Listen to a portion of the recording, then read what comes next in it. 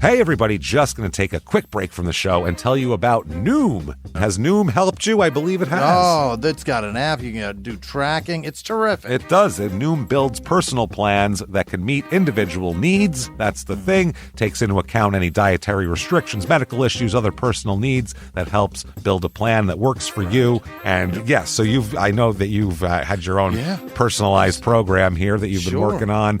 And it's weight loss This is weight loss results that last. They stick around because you get yourself into a lifestyle change. That's what matters. That's mainly it. You can't just say, I'm going to cut that out for a month and then go back to it. That's not what it is.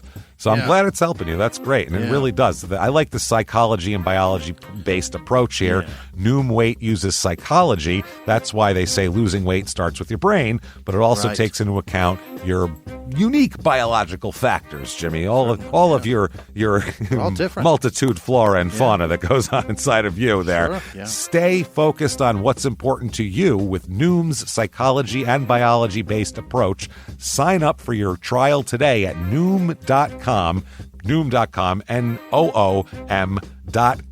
here, based on 3.5-year study of actively engaged Noom users with minimum starting BMI of 25. Individual results may vary. Visit our website for more information. Hey everybody, just going to take a quick break from the show to tell you a little bit more about Rocket Money. It's the start of a new year. It's the perfect time to get organized, set your goals, prioritize what matters most. And for me, top priority is getting myself together here. Financial wellness, doing that, which that feels important, just feels like adult stuff that you have to do. And thanks to Rocket Money, my goals feel achievable now. They show me all my subscriptions in one place, help me easily cancel ones I forgot that I've been paying for, which happened to me, absolutely happened to me. For years, I was paying for something. I was like, what is going on here? Rocket Money found it and saved me lots of money since then, because it's been a while. So they did a great job here. Rocket Money is a personal finance app that helps find and cancel your unwanted subscriptions, monitors your spending, and helps lower your bills so you can grow your savings. Rocket Money has over 5 million users and has saved a total of $500 million in canceled subscriptions, saving members up to $740 a year when using all the app's premium features. Cancel your unwanted subscriptions and reach your financial goals faster with Rocket Money. Go to rocketmoney.com/smalltownmurder today. That's rocketmoney.com/smalltownmurder. rocketmoney.com/smalltownmurder. Now back to the show. Welch's can't make everything make sense. Like why your mom still listens to the radio or what she meant when she sent that emoji. But a zero sugar drink that's still full of fruit flavor, we made that make sense. And strawberry, passion fruit, Concord grape, and more. You gotta sip it to get it. New Welch's Zero Sugar. Let's fruit stuff up.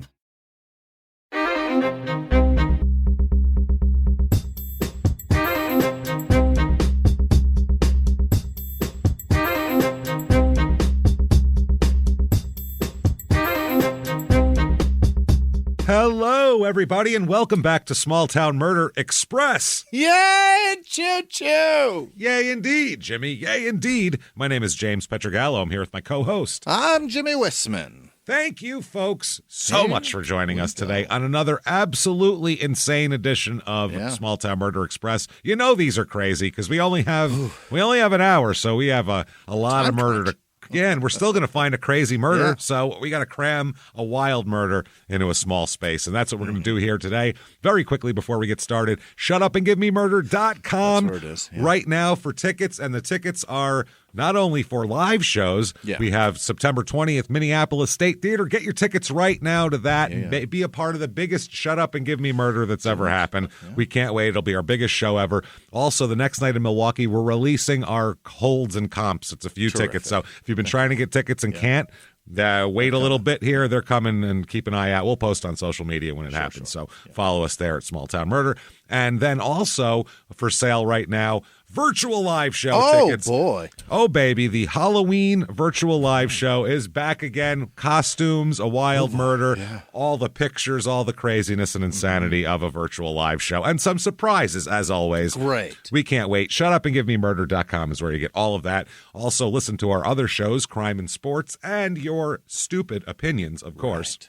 They are hilarious. And if that's not enough for you, we have even more. Golly. Patreon.com/crime in sports is where you get all of the bonus material. Absolutely. It's the best bargain you're going to get. The entire back catalog, hundreds of episodes of bonus stuff you've never heard before, and new ones every other week. Anybody $5 a month, you're going to get all of that. This week, what you're going to get, the new ones for crime in sports, we're going to talk about the entire Duke lacrosse scandal, which has nothing to do with lacrosse and everything to do with frat parties and strippers. So we'll talk all about that. Then for reasons to stay out of frats and don't do any of that. So small town murder, we're going to talk about this Brian Koberger guy in Idaho with that whole thing. The trial hasn't happened yet and all that, but I have a particular disdain for this guy's smugness. To be that bad attitude. To be that smug when there's DNA evidence, I just feel like no innocent human would do that. I feel like it's one of those things. You wouldn't be like, I'll be smug about this. Your face would be, holy crap, help me, please. Please help me. Anyone help me. Oh, my God. They're saying there's DNA. So we'll talk all about that. Patreon.com/crime in sports is where you get all of that. And before we go any further, I think it's time to sit back. What do you say, everybody? Get started here. I think it's time to clear the lungs. Arms to the sky, everybody, and let's all shout. Shut up and give me murder. Let's do this, everybody. Okay. Let's go on a trip, shall we? We shall. Right. We shall. We are going all the way to Kentucky this week. Oh, yeah. We're going to Benton, Kentucky. Is the Benton. This is in western Kentucky. It's kind of outside of Paducah would be the best way to put it, which is also a small town. So when you say a town is outside of another small town, it's not good. It's interesting here. This is in western Kentucky, like we said, about 2 hours to Nashville. That's kind of the closest big city here. And about 4.5 hours to our last Kentucky episode, Highland Heights, Kentucky, which was Never Sing Your Confession. Remember that one? Don't do it. That was... Don't go, I did it, in the interrogation room while they're videotaping you. That was a gal, yes, it was. Yes, it was. Oh, yeah. She was singing, I did it, and dancing. She was doing like an I killed him dance. It was wild. This is in Marshall County, Kentucky, area code 270. Population here of this town, 4,734. Okay. So pretty small. The entire county only has 31,000 people in it. Wow. All of Marshall County. So this is a rural area here. Median household income here is about $55,000. Median home cost here, $137,100 today in 2024. That's where we're all going. There's not a lot to do there, as we'll talk about when I tell you the things to do in the reviews. Little bit of history. Benton was founded in 1842. And it was named for Thomas Hart Benton, who was a senator, not from Kentucky, from Missouri. Really? Don't know why they decided that was the best. I don't get it. He's got to be who they named everything Benton after, right? Because I think there's an Arkansas Benton. I think everybody has an there's Benton. One of those. Benton was incorporated in 1845. Now, in 1908, Benton became a sundown town. Oh, boy. And so did the entire Marshall County in 1908.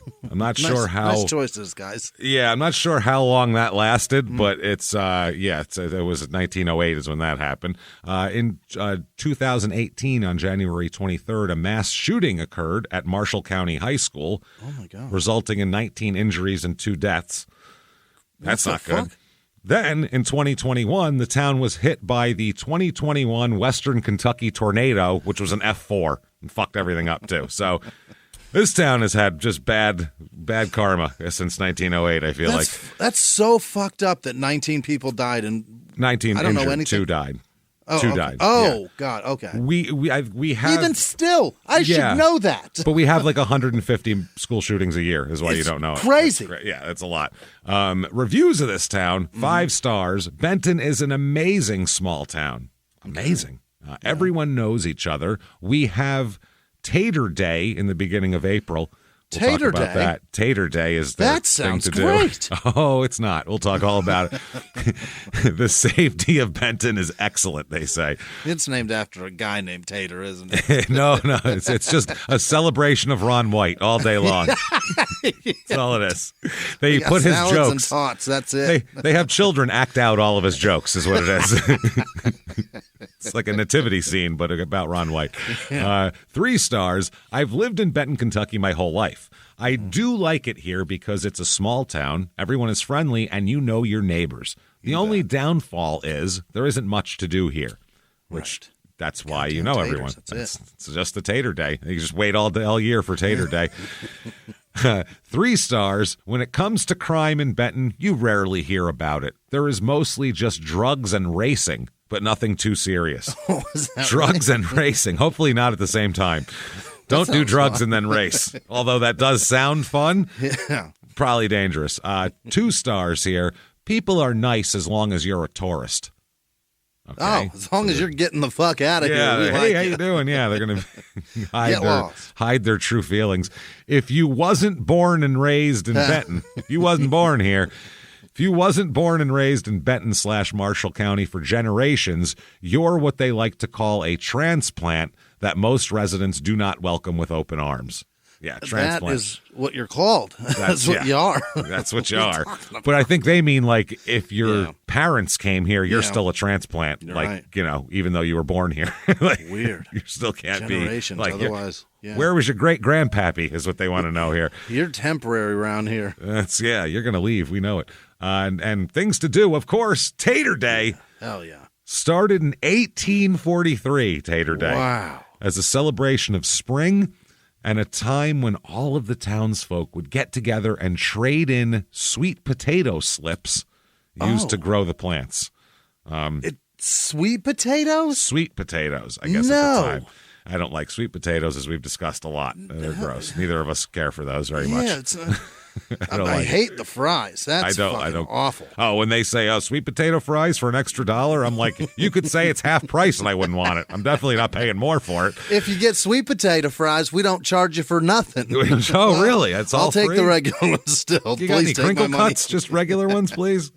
Get those orange things off my plate. It's the oldest continuous trade day in the United States, in which goods such as guns, coon hounds, tobacco, or livestock are swapped and sold. It's a fucking swap meet. It's their giant swap meet, and they call it Tater. And they're like trading dogs, which is a very strange thing. You know that if you're down at Tater Day. If you're not from the United States and don't know what a coon hound is, it's a hunting dog, a raccoon hunting dog, and they hunt small things. They're cool dogs too. They're great dogs. I love those dogs. Tater Day brings to town carnival rides, games, a market, a potato eating contest.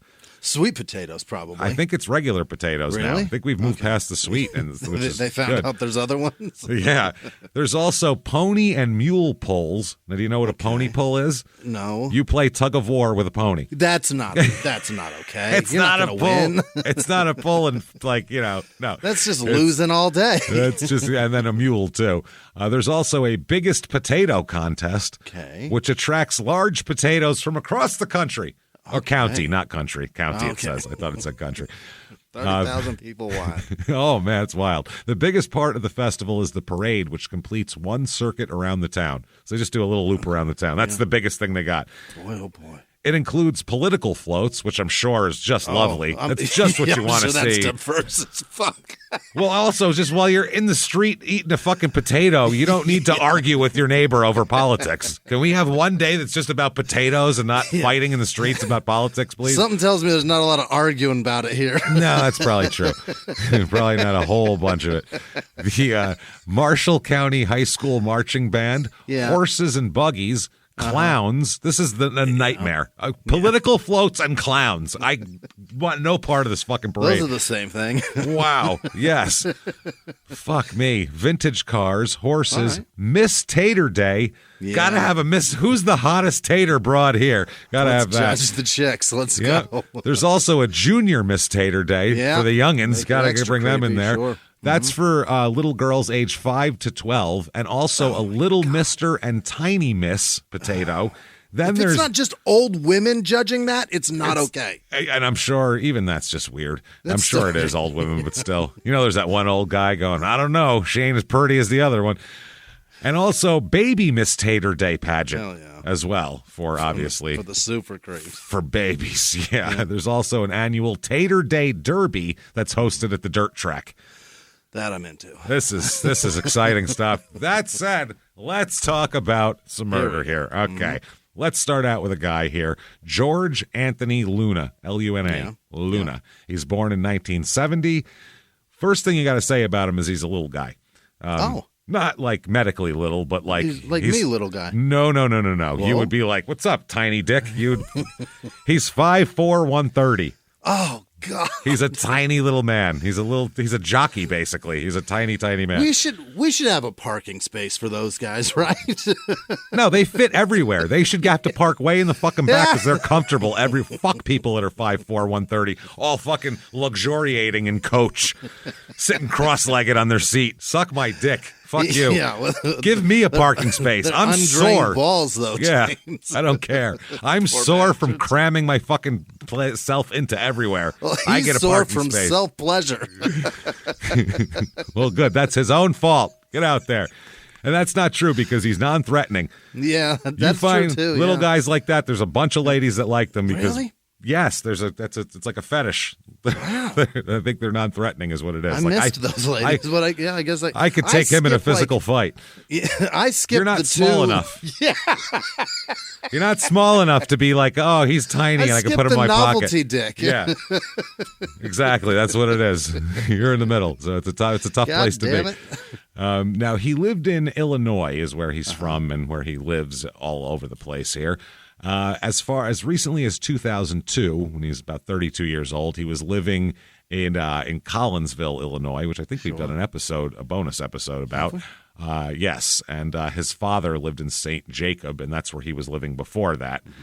Now, after 2002, when he's living in Collinsville, I just found a plethora of mainly driving things that he did. He's a terrible driver and never has a driver's license. Well, he's like he's like a crime and sports guy. Yeah.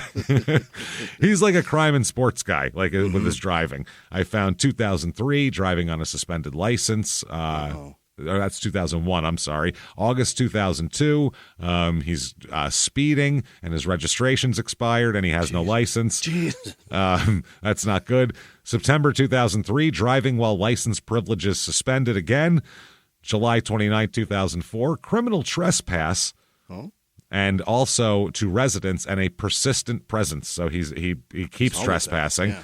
And at the same time, also, he did damage to property on that same offense in the $300 to $10,000 range. So somewhere in there. Okay. That's a pretty wide. That's pretty wide. Yeah. That's a window to torching the place. Yeah. No, that's a barbecue grill or a used car. One of the two he destroyed. But I mean, damage. That's like breaking a window or burning half the fucking place down. Yeah. Or just breaking the garage apart with a sledgehammer. One of the two. Or turning the water on and stuffing up the drain. Also, in that same offenses there, obtaining cash and or merchandise by bogus check as well. So he was trespassing, breaking shit up, and also writing bad checks. He was like, oh, I know I broke that. I'll take care of it. And then he wrote a check for it, and that wasn't good either. September 16th, 2016 is driving 30 miles an hour above the speed limit there. That's not great. And at the same time, he had no registration, no license, and was driving under the influence of alcohol as well. Oh, so, and a DUI. And a DUI. He didn't give a fuck. He was just going all in on this one. Did he have, at least he was wearing a seatbelt, it sounds like. I mean, if he at least put it on as the cop was coming up, he wasn't that hammered. So February 11th, 2007 is also known damage of property again. And during this, too, people have restraining orders out on him. Yeah? He's a mess. Like, he goes to court a lot. His frustrated man. Court is a part-time job for this guy. He's Truly. always in court and always out of court. He's on probation. Yeah. He's got restraining orders against him. This is, 2007. Terrible paperwork, too. He's a fucking mess, this guy. Yeah. An absolute mess. And if he's caught that many times, the amount of time he's always driving. He's always driving. And always speeding. He's like a crime and sports guy who were like, how the hell do you get pulled over that much? They just don't give a shit and drive. But this guy doesn't have like an NFL contract to pay these fines off. He's just an idiot. He's he does construction work and stuff like that, but he doesn't have a job a lot of the time. Probably because he's shit-faced, I would say. Right. Yeah. So this is, like we said, his last offense was in February of 2007, the damage to property thing. Then by spring of 2007, he's found a living arrangement because he has no jobs, I'm sure, a mountain of court fines and fees and everything else and restraining orders. He finds someone that lets him live in their home rent-free. Wow. Rent-free place to live in Benton, Kentucky. It's awesome. It's in a nice trailer. So he's moving in rent-free to a trailer with Deborah Hendrickson. So that's who he's moving in with. She is 46 years old at the time, so she's a few years older than him, 10 years. Yeah, 9 years or so. Now, a little bit about Deborah. She grew up with 4 sisters and 2 brothers. She has been living in this area for about the last 7 years because she works at the Benton Walmart for the last 7 years. She's the manager of the infants and girls departments. Oh, not of the store. Not of the store. Of those 2 departments, though. Yeah. Infants, girls, she's like, I'm looking at taking over at least homes and crafts pretty soon. Like, I'll get young men's in a sec.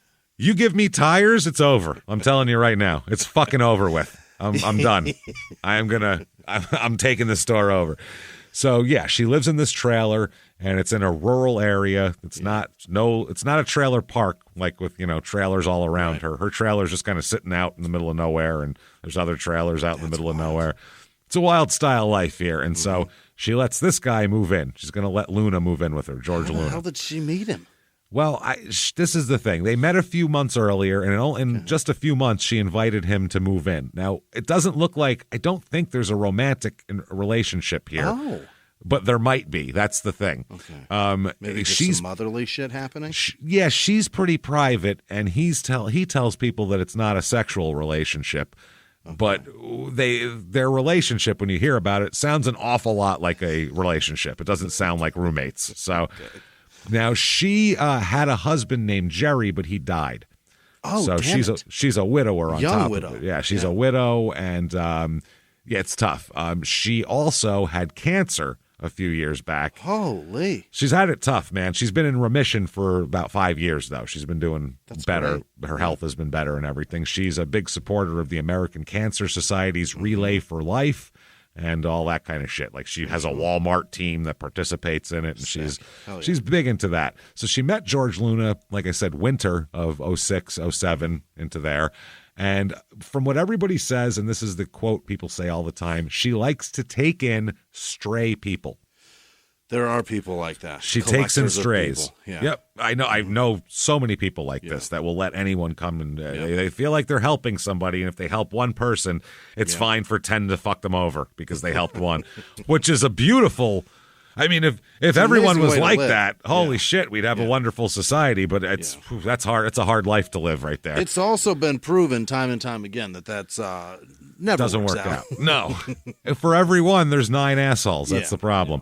George is a journeyman bricklayer by trade, so he's got a trade. That's a good trade. You can make decent money doing that. Hell but he's anywhere you want to go. He's also a lazy drunk that people don't like him. And That's a bricklayer. And they don't like him. Yeah. No, drunk for a bricklayer. Like, so I mean, if you can't get bricklayer Extra work, drunk. Yeah. Because I know tons of guys that do construction and stuff like that. They're a mess. They're drunk all the time. So, you have to be extra drunk for them to go, you're a problem. That's too much. So he had to travel as jobs required, and when he was working a little bit while he's living with her, he would kind of go for the job, stay where they were for a few days, then come back to the trailer and live with her for a while. Oh. So it was kind of sporadic, and mostly he's there on the weekends when he's not working always. Okay. Now, the mobile home, by the way, is 1349 Scale Road in Benton. That's the address of it. Now, George isn't even allowed he shouldn't even be in Kentucky, number one. Never mind living. No. He's a convicted felon in Illinois, and the terms of his probation prohibit him from leaving the state of fucking Illinois. Even to go rest his head for the night? So he's like, I'm going to set up shop in Benton. That's a good place in Kentucky. So yet he came to Kentucky regularly, and they had a lot of issues, these two. It's weird because they're not like married or together. They fight, but yet he still comes back on the weekends and she lets him stay there. Which is very weird. It's strange to fight with a roommate when you don't fucking pay rent here. That's you don't have any arguments to make. Well, he's going to court. He gets an exemption in June 2007 that he's allowed to leave the state of Illinois for work purposes. Okay. So now he's got a little bit of leeway. It's not just like if we catch you in another state, you're automatically under arrest. Now you're here for work or whatever. In the same month, June 2007, he was ordered, because he has kids, he was ordered by the Illinois Division of Health Care and Family Services to pay child support in the amount of, are you ready for this, Jimmy? Oh, boy. The princely sum of $19 a week. $19 a week. Did you say plural children? I don't know how many kids he has, but either way, that's not enough incredible. for one kid. That's $76 a month. That's not He's a lot. Killing it. That is sounds great. What the hell are you going to get for a kid in 2007 for $76 a month? You know what? Never mind. We'll take him to McDonald's twice, and thanks a lot. Now, Deborah and George, according to what he tells everybody that Hendrickson, Deborah's always coming on to him, but they never had any romantic involvement. But she would like a romantic involvement, but he's not interested. He's just living there, for the free rent and shit. Right. So the relationship had a lot of conflict. Deborah's family and friends described various instances of physical abuse inflicted upon Hendrickson by George, even though they're not together, which is strange. Okay. But he also says that she would abuse him, and we'll get into exactly how, because what he claims isn't just like normal physical abuse. It's, you could have died very easily from that. What? It's a lot. Now, George is also involved in a lot of schemes. In 2007, he's in the final stages of his involvement in an arson of his residence in Illinois. He burned his house down in Illinois. Okay. That occurred in December 2004, and they were still investigating it. This was the same fire for which the Progressive Insurance Company would obtain a civil judgment against him for later on. So it was something he owned. So he owned a fucking house and burned it down to collect the insurance money.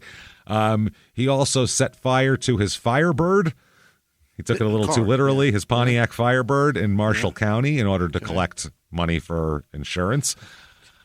The judgment obtained by Progressive Insurance stemmed from the fire at his residence in Illinois, and Progressive paid under the policy shortly after the fire, but later filed a civil action against him, saying, pay us back because it was arson. So eventually, in July of 2007, Progressive obtained a judgment of $11,527.72 because they were the insured parties were not entitled to coverage because of a misrepresentation during the policy application. So they fucked them on paperwork. They said, we can't prove arson, but we can say that you lied about this. You didn't dot your fucking I's and cross your T's here. So the misrepresentation was made by his then fiance. And so the date of the judgment is interesting because the date of the judgment is the day before he sets his Firebird on fire. Oh. So he gets a judgment against him on July 13th. On July 14th, his car's on fire all of a sudden. That's weird. That's very interesting. He tried to pursue the claim on the Firebird through Deborah Hendrickson because it happened at her trailer. So he tried to do it like a homeowner's insurance type deal. Okay. This car burned here. So in July 17th, he called Progressive to claim that the Firebird had been stolen. Oh? He burned it, but he said it was stolen. On the same day, he reported that the Firebird had been stolen from her garage the previous weekend. That's what he said. He goes, it was stolen. It's been gone a week. Okay. And then they brought it back to set it on fire in her driveway or some shit? No, he set it on fire in the driveway and then said it was stolen from the house. So that's how you get the insurance from her home shit. Okay. Now, he also tried to get her to falsely state to insurance claims adjusters that she was the owner of the Firebird and the car had been stolen from her. Because Progressives kind of got beef with him because they just fucking sued him and got a civil judgment a couple days ago. So he's like, it's not mine, it's yours. This is 2007. He thinks the insurance companies don't just check up shit? Like they just send checks out? He's so dumb. He's an idiot. This isn't Belle Gunness here. This is this isn't 1855. It's not H.H. Holmes. He's a dumb man. Progressive was suspicious and did a closer investigation of the claim, obviously. They do, with thousands and thousands of dollars. Now, this upset Deborah because she's not a criminal. See? Right. So she is not used to this type of thing, and she doesn't like it. She's a nice lady. So she, on July 18th, contacted Progressive herself. Oh, and apologized? Sobbing and crying. And she told the agent she was so upset that she couldn't go to work that day. The girls and infants are going to have to fend for themselves today, guys. Sorry. She told the agent that the Firebird had not been stolen, as previously claimed. In fact, George Luna had taken it from her home on Saturday, July 14th, the day after the judgment came in against him, by the way, and returned the same day without it, claiming the car caught on fire. It's just gone. So Deborah then told the agent that George had coerced her into filing a claim with Progressive by stating she was purchasing the Firebird from Luna and it got stolen from her. She said she didn't want to pursue the claim, but that Luna had taken her insurance card and reported it. She just took it and called. He just grabbed the card and called. Finally, Deborah told the agent that George was present when she made the original call to Progressive, but had left midway through the conversation. She also informed Progressive that Luna had taken her Chrysler 300M to Illinois and that she did not wish to pursue the claim on the Firebird. She's like, but that, by the way, I might be getting another claim because he stole my car. Yeah. The notes taken by the agent during the call say that Deborah had a fear for her life and recounted informing the agent that Luna had physically assaulted her as well. She's telling this to the Progressive guy. Yeah. They're not used to that. They're like, whoa, this is well above my pay grade. What year Firebird did you say it was? That's where I'm at right now. You got the VIN? You got the VIN on that or no? August 8th, 2007. Okay, Luna is pulled over in Illinois while driving Deborah's Chrysler 300M and charged with, of course, driving on a what? Suspended license, because he has never had a license. Hey, everybody, just going to take a quick break from the show to tell you about the safest sponsor ever, Simply Safe. Absolutely. These people will keep you safe. It's amazing. You know that every 26 seconds a burglary takes place in the United States, according to the FBI. That means that by the time this podcast is over, dozens and dozens of homes will have been targeted, ransacked. God knows what happens here. So protect your home before it's too late with Simply Safe proactive security system. Simply Safe helps stop threats before they even have a chance to break in. Named Best Home Security System by U.S. News and World Report 5 years in a row. And by us for about the last 8 years as well. If you trust us, believe me, you want Simply Safe. So visit simplysafe.com/small to claim 50% off a new system with professional monitoring plan and your first month free. That's simplysafe.com/small. There's no safe like Simply Safe. Now back to the show. This show, Small Town Murder, is brought to you by BetterHelp. Get yourself some therapy, everybody. Honestly, here. We often hear about, red flags that you should avoid. Hey, that's a lot of a thing. It's become a real phrase now, real cliche. Yeah. But why don't you focus also, you look at like green flags in friends and partners. Look for good things as well. Right. And maybe you're not sure what that looks like, though. Therapy can help you figure that out. What are positive things? What are the green flags? And then you can practice them in your relationship. It's absolutely a fact. And so, honestly, we absolutely are huge advocates for this. It really, really helps. BetterHelp is fully online, making therapy affordable. It's convenient. They serve over 5 million people worldwide. You can access a diverse network of more than 30,000 credentialed therapists, wide ranges of specialties there. Here's the coolest part. You're not getting along with your therapist, you're just not feeling it, you can switch at any time, no extra charge. Wow. The thing is, they want you to get help. That's it. And you can do it with BetterHelp. Discover your relationship green flags with BetterHelp. Visit BetterHelp.com/smalltownmurder today to get 10% off your first month. That's BetterHelp, HELP.com/smalltownmurder. Now back to the show. As a result, he's ordered to appear in court on September 11th, 2007, and based on the charge, the prosecutor is now seeking revocation of his felony probation and an arrest warrant for him. So now he's got an arrest warrant for him on August 28th, 2007. That's when that happened. Habitual offender of bad driving and no license. Yes, it's fucking wild. But back to August 15th, Luna contacted the Progressive agent here to pursue the fraudulent claim related to the Firebird, having no idea that 2 days later, Deborah was going to call and say, never mind. Oh, wow. He called up, then put Hendrickson on the phone. He was like, yeah, you got to talk to her here. And they said she was audibly upset and uncontrollably crying on the phone on the first call. She told the agent that she was uncertain about what to do. Now, back to the 300M. He then, after this is after he's pulled over and all that kind of thing, he takes it again and wrecks it. Because he's shit-faced driving somewhere, so he destroys her other car now. He's like a little guy. He's like a swarm of locusts that just comes into your house and destroys and eats everything. Everything. He's just such a tiny little ball of mischief. Yeah, that's all this coming from the little tiny motherfucker. Like, you're not big enough to do this, bro. Sorry. You're not big enough to be such a problem. No. So he wrecked it, then proceeded to enlist her in pursuing a false insurance claim for the damage. Specifically, tried to have her to tell the insurance company that she was driving the car by herself when she wrecked it. Not an uninsured, unlicensed drunk man. Tell him you did it. Tell him you did it. So her insurance rates are going to go through the fucking roof, man. This is crazy. Everything. I got Firebirds, 300Ms. This is all in the course of a month. They have to go, what has been happening with you? You had no claims, no nothing for your whole life, and now she's not going to be able to insure an American Airlines ticket, for Christ's sake. No shit. She went along with this at first, but then felt bad about it and told her friends, I can't do this. This isn't me. She's not a criminal. That's the thing about her. She's just not. So she then informed both Progressive and the Marshall County Sheriff's Office that George had instructed her to lie. And George found out about this, by the way, that she had told them, because then they came and questioned him. Talk to him. Yeah. Now, here's some other unrelated and related and non-related issues they have. Janice, Hendrickson's sister, said that Deborah informed her of various problems that she was having with George Luna, that he had threatened her and was just overall abusive to her. A friend of hers, Bridget DeHart, said that Deborah told her that George Luna wanted Hendrickson to report the Firebird to her insurance and that Luna forced her to drive him to Illinois at knife point.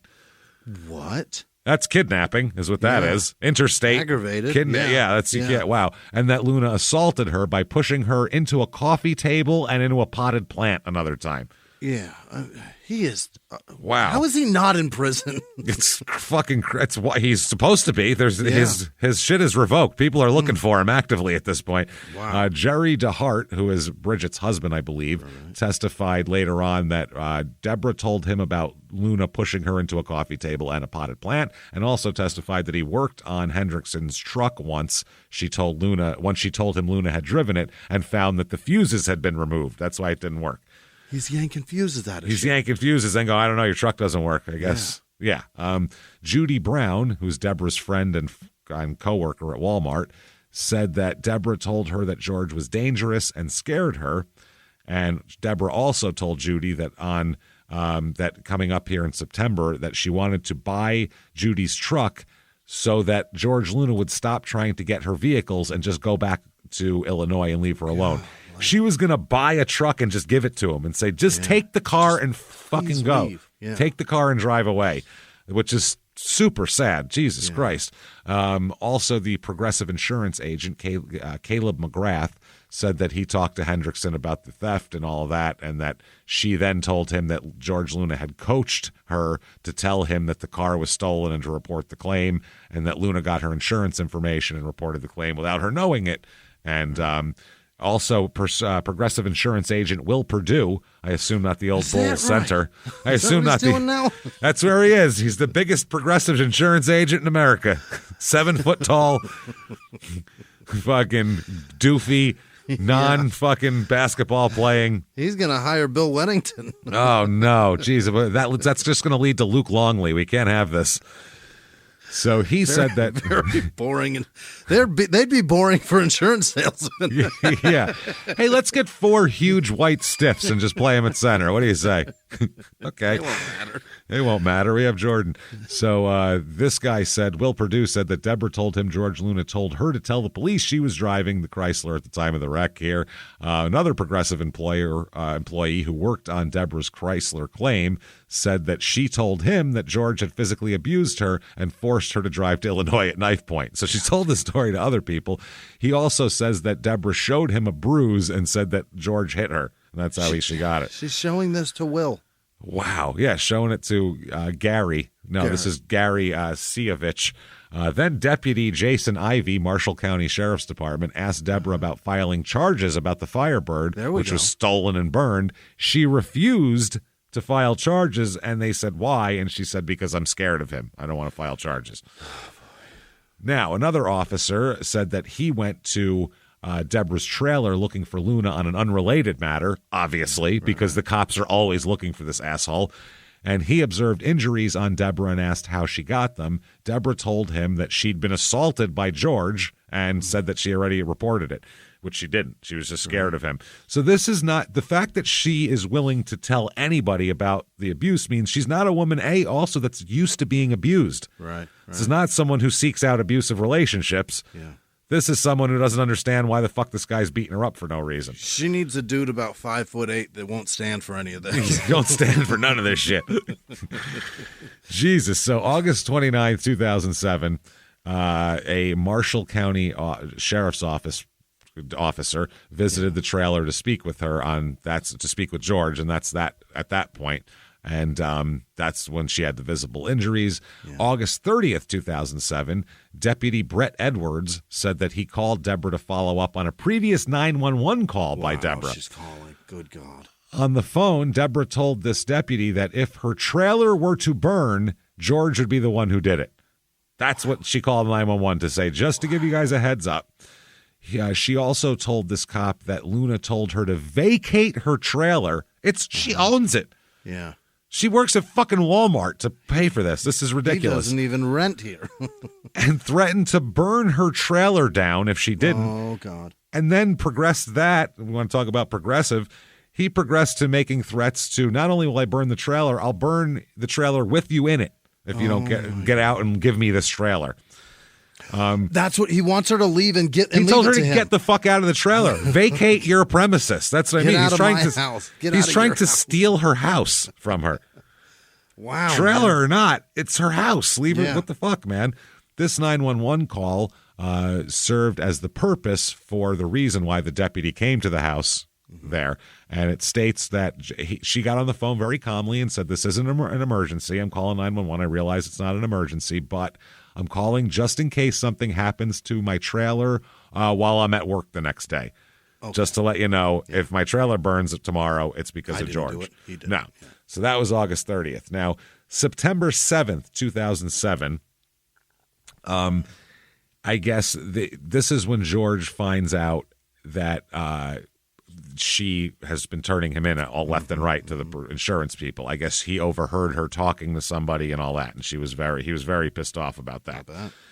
Now, September 8th, 2007, this is the afternoon, George goes with Deborah into Paducah, which is about a half hour away from the trailer. They visit a couple of bars. They ate, they drank beer, and before returning home, they stopped at a liquor store. Hell of a day. George is going to drink an impressive amount of liquor this day, and I know that because in the court documents they describe it as an impressive amount of liquor. Literally, the court document calls it impressive, which I said, wow, that's something. That's a lot of liquor. It's a lot of liquor. So according to Luna here, this is what he said that Deborah encountered a potential boyfriend, and she told Luna that this guy's going to come over later tonight. That's what George is going to say. You need to not be here. So Deborah drove Luna home in her truck, and this was in the truck that Luna, by the way, claims that he's in the process of trying to buy from her, which isn't true. Meaning her truck. Her truck, essentially, yes. Yeah. In the process of trying to buy means I have gotten no possession of this truck. I've moved zero. Yeah. Now, according to George, when they got home, he was eager to go see his daughter in Illinois. He's got to get his $19 a week worth of FaceTime with this kid. So upon returning home, he started packing up his clothes and tools to get on the road. He said that as he drove away, Deborah waved at him from the front porch, beer in hand. Just, bye, y'all. Just having a good old night. Everybody's happy. And that's as he pulled out of the driveway. He said he got to Paducah before he realized he left his level in the garage. And he said, you got to have a level for bricklaying. So he had to turn around his tool. He had to turn around, drive all the way back to the trailer. He said upon arrival, he didn't enter the trailer, but went directly to retrieve the level from the garage. Sure. Which I assume is a separate building because it's a trailer. And as he returned to his vehicle, this is amazing. By the way, he's shit-faced through this, all of this. Hammered. He says he, quote, thought he saw flames through a window in the trailer. Thought. So what did he do? Drove away. Probably nothing.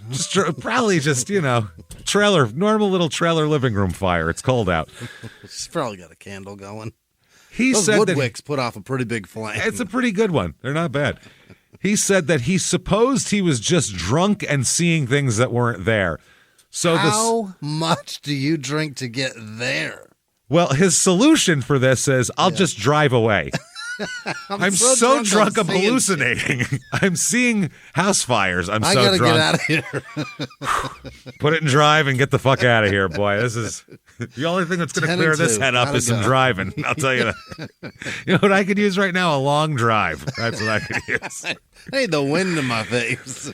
Interstate travel is what I'm looking for. But while driving to Illinois, he called 911 several times. Really? To report a potential fire. Maybe repeat, there's a drunk man careening down the road. At 6:25 p.m. By the way, he's driving her truck and using her cell phone to make these calls. While on the phone with the dispatcher, he's unable to provide the address of a place he's lived for 6 months, by the way, or even Deborah's last name, which he claims he doesn't know. A lady named Deborah lives in a trailer, but I don't know where it is, but it's on fire. You should find it. Bye. Kentucky. Get after it. You should find it. Bye. Hold on. There's traffic coming up. I got to pay attention. Okay, bye. And he fucking hangs up. So apparently, eventually, he was belligerent with this dispatcher because they were asking things like, what's the address? Yeah. And who's inside? Where are we going? Things of that nature. He got mad and hung up on the dispatcher, who would then call him up seeking more information. He'd go, God damn it, I fucking told you, you bitch, and he'd hang up on her. I hung up on you. Stop calling me. So over an hour, that's 6:25, he's saying this. Over an hour later, they never got any clarification. 911 didn't know where to go, so they didn't do anything. Yeah. They thought it was a drunk guy just doing a prank. Yeah. So 7:34 p.m., he is pulled over by a state trooper in Illinois, clocked going more than 100 miles an hour. Cooking. Shit-faced, more than 100 in a truck. He's arrested there. This is on Interstate 57 at the 46-mile marker near Marion, Illinois. Mm-hmm. He'd been wanted on warrants, charging him with violating his probation and criminal damage to property, and he was also charged with speeding, driving on a suspended license, being shit-faced, and intimidating an officer, and we'll get to what that is. Tried to muscle him. He did. Now, at 8 p.m., a neighbor arrived home. One of Deborah's neighbors arrived home. This is an hour and a half after he called for the fire. They arrive home to find her trailer fully engulfed in flames, Deborah's trailer. You could see the flames, so they drove over there.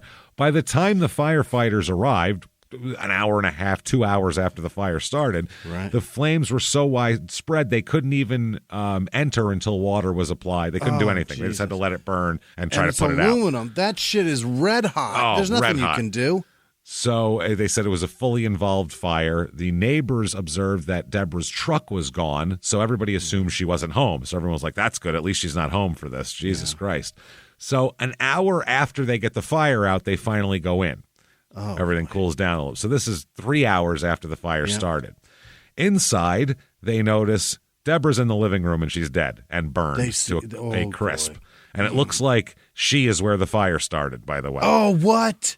She is the source of. So either she spontaneously combusted or there's a problem here. Yeah. Most people don't spontaneously combust when they die. Yeah, it doesn't happen too often.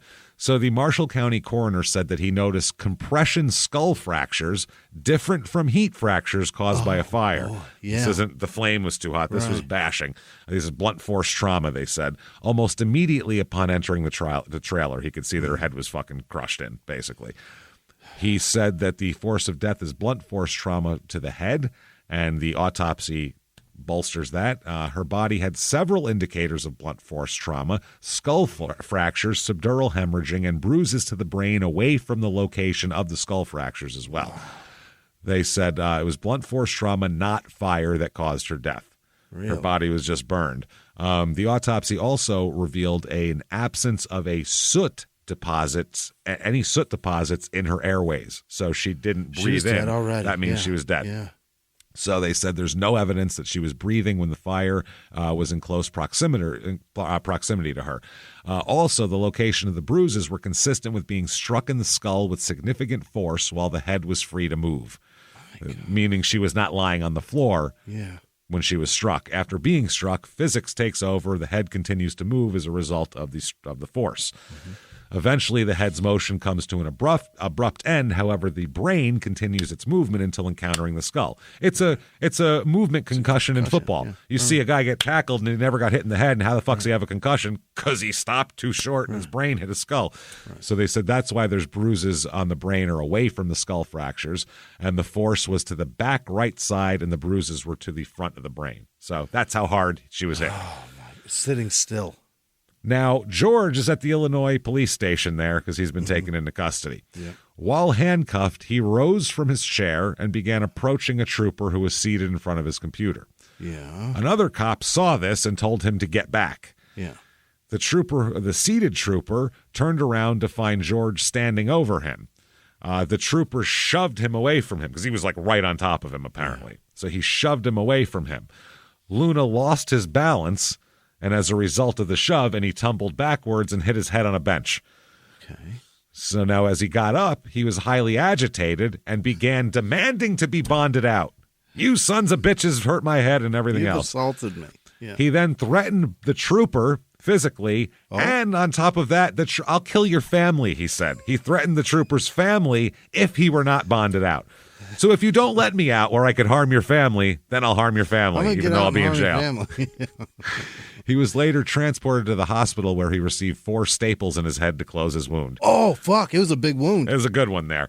Also, the evidence indicates that he consumed, this is from the court documents, an impressive amount of alcohol on the night in question. His blood alcohol content, they took his blood alcohol content at like 10:30. Yeah. So this is 4 hours after he was really putting it away, was a .209. Holy. Which is really drunk. That must have been a .3 at that. You know what I mean? Yeah, he was like fucking blackout level. I think that's a fire, maybe not level of drunk. You know what I mean? Yeah, his breath is flammable. Is that a fire? That's a level of drunk. So they said that the reading was taken after Luna finished off a bottle of liquor. When unable to find Hendrickson's pulse, he said he continued to drink alcohol and all of that. So that's how that works. That's a lot. So he's really shit-faced. He definitely had motive to kill her because she's been reporting him for criminal activities all over the place. And also, he wanted to get her truck. If she's dead, then it's his truck. Then they find out all of his fires from the past. He's had multiple fires at residences in Illinois there. He's a fire-setting son of a bitch. Yep. There's a garage fire, a car fire, all these fucking fires. So tons of fires. They even asked him about an apartment fire that occurred in the early 90s where he was living. Oh? Fires follow this guy. Wow. That fire occurred at Luna's building, but he denied having anything to do with it. Hey, everybody. Just going to take a quick break from the show to tell you a little bit about Sono Bello. You know, the most known secret with celebrities and influencers and all these famous people is so many of them have had lipo. They've had lipo, whether it's a little touch-up here or a total makeover. Yeah. Nobody has a perfect body. That's the thing. No. They may look like it on TV, but there's things that help that. Absolutely. Lipo now has changed, and Sono Bello's been at the forefront with using LAL technology and getting those beautiful and natural outcomes for each person. Looking real natural. Our friends at Sono Bello are offering their best deal. You're now included in their winter savings event, but appointments are limited, so please get on this. Sono Bello doctors are masters in micro laser fat removal, a brilliant technique that removes stubborn fat permanently wherever your problem areas are. Tummy, love handles, thighs, arms, it's gone in one comfortable visit. Eating healthy and workouts are great. Keep doing that, but if you want to lose that stubborn fat in one visit, check out Sono Bello. Save big during their winter savings event. Schedule your free consultation now at sonobello.com/smalltownmurder. That's SONOBELLO.com/smalltownmurder. Now back to the show.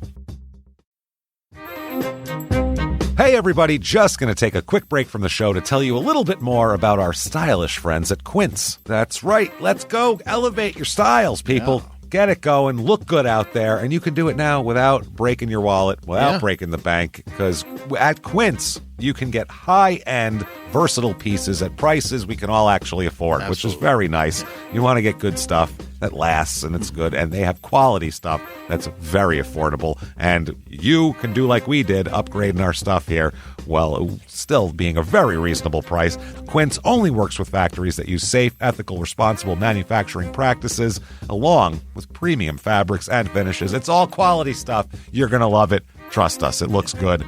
And I've got the leather jacket. It's a very high-quality item. Real nice, soft leather. Yeah. Jimmie's got his linen pants he's rocking. Yeah, they're terrific. Come on, be like us. Be fashionable. Get in there with Quince. Indulge in affordable luxury. Go to quince.com/smalltownmurder for free shipping on your order and 365-day returns. That's QUINCE.com/smalltownmurder to get free shipping and 365-day returns. Quince.com/smalltownmurder. Now back to the show. Hey everybody, just going to take a quick break from the show to tell you a little bit about a very cool place, Thrive Market. Yes, we are both looking to get into the healthy swing this year. The problem is I don't know what's in everything, and I don't know if even I'm qualified to even read the labels to know if that's good or that's bad. Right. There's chemicals in things, and there's things floating around. I don't know what I'm doing out there. One of my favorite features, and I know you were talking to me about this, is the Healthy Swap Scanner in the Thrive Market app. Yeah, it's simple. You scan any item, and it'll instantly suggest a cleaner, healthier grocery alternative, which is it's great. Amazing. Yeah. That's great. Thrive Market also takes the guesswork out of finding these safe, healthy foods. For example, like I'm trying to get my protein intake up for energy. I'm always moving around. I need stuff, and I love that you can filter their site by the high protein options. Nice. It's very cool, and you can personalize this portion, and you can put filters on it, and get ready. You should be ready for a junk-free start to 2025. Get ready for it and head to thrivemarket.com/smalltownmurder and get 30% off your first order plus a free $60 gift. That's THRIVE market.com/smalltownmurder, thrivemarket.com/smalltownmurder. Now back to the show. He also denied having anything to do with all the other fires at his house, with the exception of a garage fire, which he admitted to accidentally starting after he dropped a cigar in some spilled gasoline. Okay, so he set the whole joint on fire, yeah. He did acknowledge receiving insurance proceeds, and so there's that. Now, wow, that's a lot. Now, an ex-neighbor, I guess here, there's a neighbor who in Illinois who was having a problem with one of their neighbors, and he said, well, I know how to burn their house down if you want to get rid of them. Who doesn't know how to burn a house down? Yeah, it's pretty easy. Well, he says, like, and I can get you insured. Like, they won't even know it's burned down. So he's a flamer, as it goes there, like Patrice. That's what he is, So his story, what's your story? Here it is. He said that, okay, this is what happened. Deborah concocted an idea to burn down her trailer so that they, not her, they could put a double wide on the property instead. Oh, this thing's just not enough leg room. That's what it is. Okay. So that was, I guess, he said that another time they've had some problems. He said, well, she's crazy, man. He said one time she shot me in the leg. Oh? Yeah, he said, and that the allegations that he was abusing her came out around that time because she was worried about getting in trouble for shooting him in the leg, so she started telling people this shit. Okay, that makes sense. That happened a few months earlier. Now he said, they said, what happened the night that the fire started? He said, well, she got mad at me when I refused to go along with her plan to burn the trailer down. Because, he's a man of principle, obviously. There's some integrity around here. Yeah. She then stabbed him in the leg with a paring knife. He's been shot and stabbed, James. Well, that's not all that she does this night, apparently. Okay. After which he retreated to the bathroom and bandaged up the wound and changed his jeans, with the hole in them and all. He said, but the stabbing was just the beginning of my harrowing ordeal this night with this woman. Yeah. He said when he exited the bathroom, she was looking through his cell phone. Oh. and now was enraged. He came out to her, his cell phone in her hand, eyes wide, full of fury, right? Yeah. She then came over, punched him in the face, bloodying his nose, and grabbed him by the hair, which might be possible because he is a tiny little man, as we said. She just whooping his ass, grabbed him by the hair and said, "What are you doing, bitch?" Like she was really abusing him. He said that he was somehow able to wriggle free from this from this cancer survivor who's 10 years older than him and works at Walmart, from the manager of the Little Miss department, and returned to the bathroom to clean up blood again. Now I have to clean my face off. Just constantly cleaning blood. He then heard her ranting and raving that she will burn this place down. Oh. I'll burn it down. And he heard lighters going, like she was trying to burn it down. But she was just lit candles. But then he said then it got crazy because the lit candles, she then wrapped them in an Afghan and dumped vodka all around. Oh. He said then she snapped after that. Oh, that wasn't snapping. About to snap. That was her under control. Yeah. Now it's bad. He said Deborah retrieved a handgun and tried to fire it at him. She was pulling the trigger, but the gun wouldn't go off. Oh. He said he went toward her and they struggled over the gun and it went off. And he said there was ringing in his ears. It was so loud in a single wide tin trailer. He said that at this point he was so scared. He said all he could think about was not being with his kids and having them grow up without their dad. Them, multiple children, $19 a week. That is a bargain. You could sponsor a starving African child for less than that, or like more than that. It costs more to sponsor. And they're just giving like a sack of rice, and that's You could get mosquito nets for an entire village for more than it costs for him to support 2 children. So this poor man is just. Oh, she's an animal, this one. Mm-hmm. She's threatening to burn the place down. She's stabbing him. She's trying to shoot him. And all he wants to do is get home to his poor kids. He said, what a bullshit artist. He said as he continued to struggle with her, he said that because it's a real physical fight here, he grabbed a nearby whiskey bottle that she had thrown at him earlier. He was gonna get you back. And she rose up, and after that, he grabbed the bottle, and she rose up and said, "I'm gonna kill you." Uh-huh. And the gun went off again, but missed him. Oh. Thankfully. So he, in a wild swing just to try to save his dear poor life, he swung the whiskey bottle and, oh my God, miraculously connected with the back of this psychopath's head. And she collapsed to the floor motionless. Like an 0-2 pitch. He got her. Got her. I mean, you swing from the heels sometimes, and that's what happens. Now, that's quite the tale, he's told there. It must have been a rough night for you. Wow, that sounds awful. So much so you had to drink that much. They said, well, would you be willing to take a polygraph examination? That way we can just lock this in and we know that this horrible woman is dead and we don't have to deal with this anymore. And he said that he didn't know if he'd submit to the test, but he said, I'll think about it. Why not? Later in the interview, he said, well, what am I being held for? And they said a probation violation, as well as a whole bunch of shit we arrested you for tonight, as well as more to come. We got a lot of driving infractions, sir. No shit. Now, also another friend, Judy Brown, the coworker there, said that night, the evening of the fire, she received a voicemail from Hendrickson's phone, but the voicemail just contained the muffled voice of a man muttering threatening curse words. Oh. So he must have butt-dialed her and was just like, fucking bitch, I'll fucking kill these motherfuckers. So he's indicted on charges of first-degree murder and first-degree arson, obviously, here. Because his story Downtown Judy Brown ratted him out. Yeah, I'm telling you. I've never heard a worse story, by the way. No, that's crazy. That's this woman she went wild, man. I know it's never happened in her whole life. She's been real stable, and I set things on fire and abuse everybody, but man, am I a victim. This is what happens when you treat people like this for so long. That's what happens. We can only take so much. A friend of hers, by the way, said that she'll be remembered for her big heart and her deep love for children.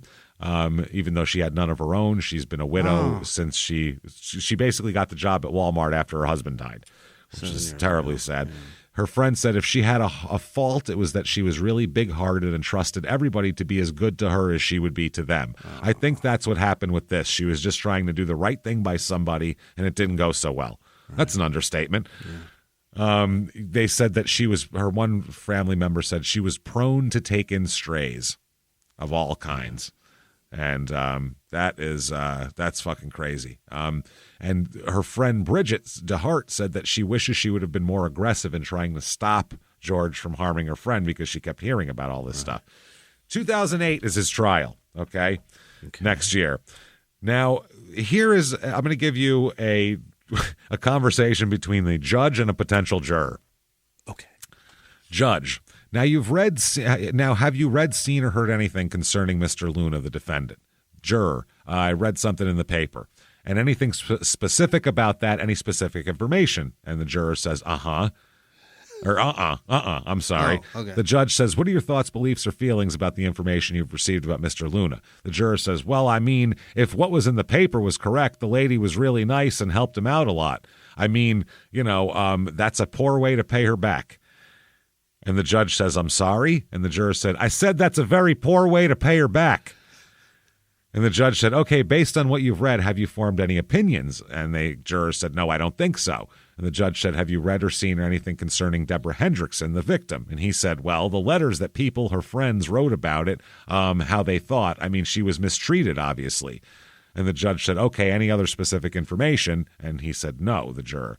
Judge said, okay, what are your thoughts, feelings, and beliefs on the information you've received with respect to her? And he said, I mean, it was sad that it happened. I don't have a particular way of thinking about it. The judge said, do you feel like that what you've heard or read so far, that you understand the charges and all that, do you have any opinions, any preconceived notions as to the innocence or guilt? And the juror said, well, just reading the paper, I mean, I would just assume that he was guilty. Jesus Christ. And the judge said, okay, do you feel like you could be a fair and impartial juror? And he said, it would be hard, but yeah, I think so. And the judge said, all right, and they let that guy on the jury. We're going to test you.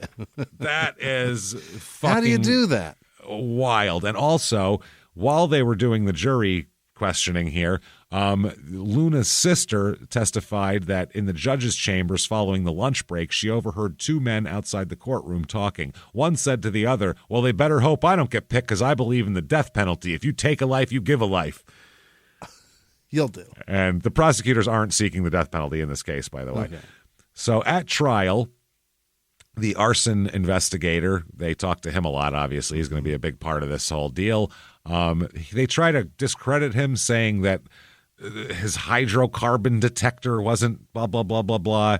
Okay. Give me a fucking break. They said that the investigator looked at the debris and the path traveled by the fire, the lack of significant fire load in the area where Hendrickson's body was found, and the severe and localized damage to the floor to where she was found says that it's a fire that was intentionally set, obviously. Yeah. Now, the court allows the admission of the police station incident as well, of him intimidating the officer, not listening and coming back. They allow that in. The jury is 6 men, 6 women, and they find him guilty of all charges here. Okay. He doesn't testify in the first trial here. First, I said. You're right. Yeah, I got that. During sentencing, you, sir, may fuck off. Life in prison with parole he gets. Oh. Okay, so it's like 20 years is his minimum. 2010, he appeals, and they said they failed to excuse the juror who said that he, thinks he could maybe be impartial. The juror that said, I don't know, I'd like to give him death. And they're like, well, that's not on the table. He's like, I'll do it anyway. I'll do it anyway. I'll kill him myself. Me and my brother will take him out and do like an iced tea surviving the game type thing and just set him free in a field and hunt him. I hate that man already. He's guilty. Oh, man. And I'm going to show you a picture of his mulleted face, too, because it's hilarious. He's got this mullet. It's really good. It's not like I'm going to be like trendy mullet. This is my haircut from 1983, and I've just never changed it. I ain't cut it yet. Nope. So remanded and reversed, okay? 2002 or 2012, they do a retrial. Here's his picture, by the way. I'll show that to you. Look at that. For heaven's sake. Who the fuck is that? That's the George. That's George Luna. What? That's him. That's our guy here. He's like, I'd grow my hair long because my legs are short. You know what I mean? Now, and now they're saying maybe we'll go for the death penalty this time. Oh. What the hell? But they don't, actually. Okay. Now, there's no evidence indicating both opportunity and motive. Luna sought to admit evidence that one of Hendrickson's former boyfriends committed the crime. Oh. That her relationship with this boyfriend ended a few months before Luna moved in, and according to this, the former boyfriend physically abused her and even threatened her life at one point. Mm-hmm. And he says that the evidence, this is a big deal. We should do that. Right. But they don't allow that in because he has no evidence of it. They said in a homicide case, a defendant is not entitled to parade before the jury every person who bore some dislike for the victim and go, well, they could have killed her. Yeah. You can't do that. You can talk about anybody. It's about evidence at that point. He testifies in this trial. Really? Okay, yes. He said, all right, this is an exchange. Here's George. I went to hand her the phone, and Deb was upset about the fact that her car had just been wrecked and about the fact that, my leg was infected and I was going to have to go or had gone to the doctor or going to have to go. He said, and they said, go on, you can go on. And he says, oh, I'm done. Because they said, tell your side of the story. And that's what he said. And they went, okay, go on. And he said, oh, that's all. That's it. So the prosecution says, so she's uncontrollable. She's crying. She's sobbing. And he said, George said, no, she wasn't uncontrollable, but he writes in his notes that it was he can tell that story if he wants. I don't know what the hell he's talking about, but that's his quote. Mm-hmm. So the state says, all right, well, between Caleb McGrath and the guy who's on trial for murder, okay, that's her former boyfriend, by the way, I think the guy on trial for murder has incentive to kind of bend things his own way. Wouldn't you agree with that? George says, shoot. I'll tell you, maybe Caleb McGrath has a reason. He's a progressive agent. I'm sorry, he's not her boyfriend. He's the agent. I've had problems with progressive. So he's saying maybe the insurance agent tried to set him up by murdering his living. Okay. Sometimes it be like that. They'll burn your shit down. They'll burn your shit. It happens. Yeah. Fucking like a good neighbor, we'll burn your shit to the ground. So that's the state farm, I think. It is. I don't care. It's insurance. We'll send the Geico caveman to burn your shit to the ground because we're good neighbors. You know what I'm saying? We'll mix them all together. I don't give a fuck. Allstate's the guy from Good Hands fucking, people. That's the guy from Major League. Yeah, it's Pedro Serrano. Pedro Serrano. It's number 13. So Joe Boo will burn your shit down. The state says it's amazing. And George says maybe they have a biased opinion because maybe there's some bias. What? And the state guy, the prosecutor said, amazing. He's just like, I'm just going to let this idiot talk. You're wonderful, sir. Then George says, as a matter of fact, which something good's coming after that, in his policy, they said that they had a previous policy with me with Progressive, which is the one that I was sued over. So he did know about this. Yeah. And the prosecutor said, right. And so George said, so was what he said. Ellipses. So, that's how he ends. Oh, I'm good. I'm done. So draw your own conclusions. I mean, I think I said everything needed to be said. The prosecutor said, you're a suspicious person because you keep filing fraudulent claims with Progressive. It's a reasonable assumption here. Yeah. And George says, I've never filed a fraudulent claim with Progressive. No? And the prosecutor said, you filed a claim on the shed fire after lying on their policy. And George said, I never lied on anything. I never. You have the paperwork, And he didn't say he didn't set the fire. No. That's the thing, because it was denied because of the paperwork. And his ex-fiance's name was Marcia, by the way, because the state then says, Marcia lied, everybody lied, everybody's always lying but you, right? Right. And he said, yeah, well, I didn't speak with people. You have the paper, so it had to be her. So they said, is everybody lying but you? Yeah. And he said, I don't know what everybody's doing, which is the best line ever. I don't know what everybody's doing. I just know me. So they go on to say the DeHarts, Bobby Davis, these officers, Detective Hilbrecht, everybody coming into this courtroom. Yeah. And then the defense objects, and that goes like that. The court overrules the objection. Right. And then following that, they ask George, so everybody, all these witnesses, I mean, we have had over, and I don't even know how many witnesses, over 30 witnesses came in here and testified about their experience with you and poor Deb Hendrickson. Right. And every one of them is out to get you. Is that right? Yeah. George's reply, that's your story. I don't know, man. What the fuck are you doing? You're on trial for your life, dickhead. Fucking be better than this. I don't know. That's what he said. Verdict comes in, convicted, shockingly, of first-degree arson and first-degree murder here. Amazing. Amazing. Now, unlike the first trial, the state seeks to find statutory aggravators this time, and robbery is the aggravator because he took her truck and phone. Fuck yeah. They didn't put that in there last time. So that's very interesting here. They said that his employment dictated a method of transportation was critical, so that's why he needed to steal her truck. Right. So they found the aggravating circumstances to be relevant and sentenced him to. By the way, Luna wants them to an intoxication instruction. Tell him I was shit-faced, and I didn't mean it. Tell him I was drunk and seeing shit. The judge went, nah, you're just an asshole. Get a drunk or sober, you're a dickhead. Yeah. You, sir, may fuck off, life in prison without the possibility of parole. You shouldn't appeal. Should have left it alone, Chief. Plus 20 years for the arson. Goddamn. To run consecutively, by the way. So once you die, you're in for 20 years. He appeals about allowing the police station incident to come into court, number one, the altercation. Can it be first-degree arson also? Because first-degree arson is to start a fire or cause an explosion with the intent to destroy or damage a building, and the building must be inhabited or occupied by the person, inhabited or occupied, or the person has reason to believe the building may be inhabited or occupied. Yeah. So you have to be trying to cause physical injury with a fire. You got to know that there's a body in there. His argument was, she's already dead in there. That ain't first-degree arson. Oh, sir, don't say that. I done killed her already.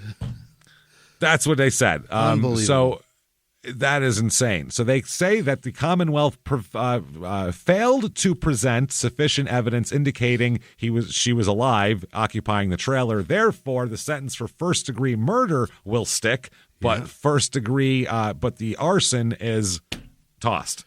The first-degree arson, they tossed that. So he's in for life without parole. That's it. Wow.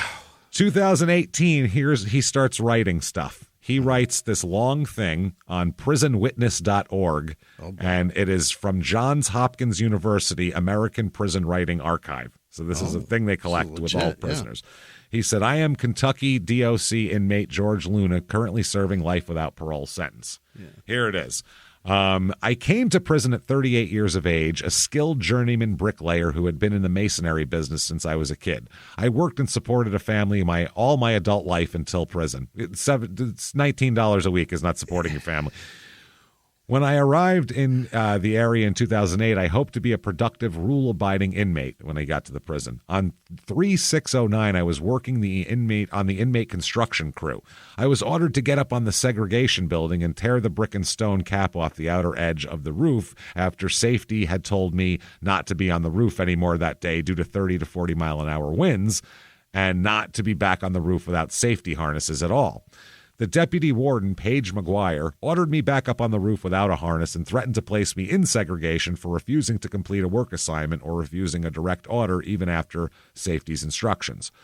While working, the wind caught me and I fell 35 feet off the building. It's because he's a little guy. He's a little guy. The wind can take this man. The stiff wind will throw him around. I had a baggy T-shirt on, just took me away. You know what I mean? He should be grateful he wasn't around when that F4 came through town. That's what I'm saying. He'd have ended up in fucking Kansas. He'd have traded places with Dorothy. That'd have shot that little man to London. Oh, shit. Wow. He landed on a pile of bricks, nearly killing me. I broke my pelvis, ribs, both bones in my jaw and my wrists, and crushed my left eye socket and had a massive hematoma on my left temple. I don't feel bad for this. I don't feel bad at all. Nope. You should have had that when you crashed a car. Fucking unreal. Too drunk. He just went with it. Yeah. He said that the doctors here told me I would have issues due to these injuries for the rest of my life. One in particular told me in describing what was in store for my future that my body was like a china plate dropped and left with a bunch of cracks in the skeletal system that would worsen over time. Incredible. I told him the pain I was experiencing here and there for no reason, and he told me I had severely traumatized my neurological tree, as well as having a referral pain that would most likely experience that for the rest of my life, and that there are. And I was on a good medication to keep this pain under control. Neurotin is the medication. Yeah. For years, I kept this pain well under control and was capable of living a fairly normal life. In the summer of 2015, I started to fall apart. My life began to change. The pain began to become very real and crippling at times. I didn't understand it. Medical worked with me to get my pain under control. I went through and still at times was going through pain, crippling at times, but I managed to live as normal a life as possible. In August 2017, I was taken off Neurotin, and in September, taken off my Tramadol, supposedly because they were Scheduled 5 narcotics now, as well as inmates abusing them. Mm-hmm. So, since August 2017, I've struggled like I never have before. I've come to know pain in such severe and frequent abundances that my entire life has been turned upside down. When someone's a huge murderous asshole, you normally don't get to hear them describe the horrible pain they're in that we all wanted them to be in to begin with, which is, he goes on to describe, it's ridiculous. It's a paragraph the size of him, of all of his ailments. Everywhere. He said, I cannot continue to live like this. I've literally begged for months to have effective relief help. I no longer live anywhere close to a normal life. I fear the pain. I never know day or night, when, where, how long the pain will last, how severe it'll be. I can't hardly think anymore. Can't concentrate or focus or anything on anything, or even read and comprehend. I can't function. I'm a mess. I'm miserable. I'm to a point I hate life. I'm struggling so bad with this pain and can't get moments of relief. So I think he wants drugs is what he's asking for. He's asking sounds for, like it, yeah. He said that he's depressed, and he said, only through death will I escape the pain. Well, I'm looking forward to it, bud. He said, please help me receive the effective relief I need instead of leaving me to suffer. I filed grievance after grievance with absolutely no help. I now bear a miserable, painful death sentence in the Kentucky DOC. Well, if only you wouldn't have fucking appealed all that, you'd be getting out pretty soon. Yeah, you'd have some parole coming up. So there he is. He is in. He is DOC number 222876. That's nice and easy to remember here. Yeah. And life without parole he's in there for. He is fucked. There you go, everybody. That is awesome. Benton, Kentucky, and a crazy-ass fucking story. Absolutely awesome. Fucking wild. And a satisfying ending. I don't feel bad for this dickhead. He's an asshole. I feel so bad for Deborah for just being a good fucking person. What a sweet woman. She tried. All that comes home from work at Walmart and has to deal with his ass. So there you go. Fuck, causing problems in her house.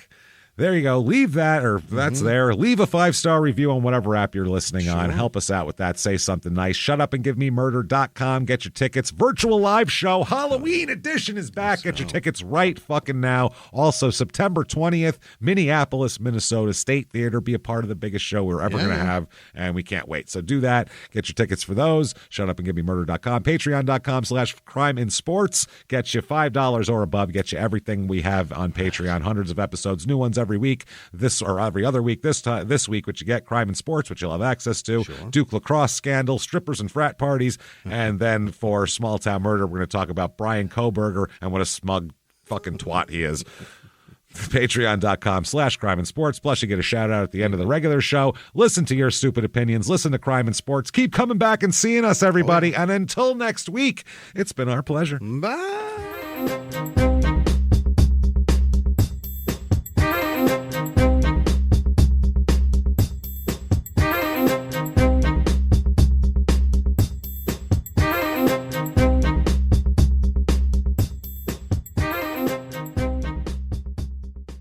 If you like Small Town Murder, you can listen early and ad-free now by joining Wondery Plus in the Wondery app or on Apple Podcasts. Prime members can listen early and ad-free on Amazon Music. Before you go, tell us about yourself by filling out a short survey at Wondery.com/survey. A few miles from the glass spires of Midtown Atlanta lies the South River Forest. In 2021 and 2022, the woods became a home to activists from all over the country. who gathered to stop the nearby construction of a massive new police training facility, nicknamed Cop City. At approximately 9 o'clock this morning, as law enforcement was moving through various sectors of the property, an individual, without warning, shot a Georgia State Patrol trooper. This is We Came to the Forest, a story about resistance. The abolitionist mission isn't done until every prison is empty and shut down. Love and fellowship. It was probably the happiest I've ever been in my life. And the lengths we'll go to protect the things we hold closest to our hearts. Follow We Came to the Forest on the Wondery app or wherever you get your podcasts. You can binge all episodes of We Came to the Forest early and ad-free right now by joining Wondery Plus.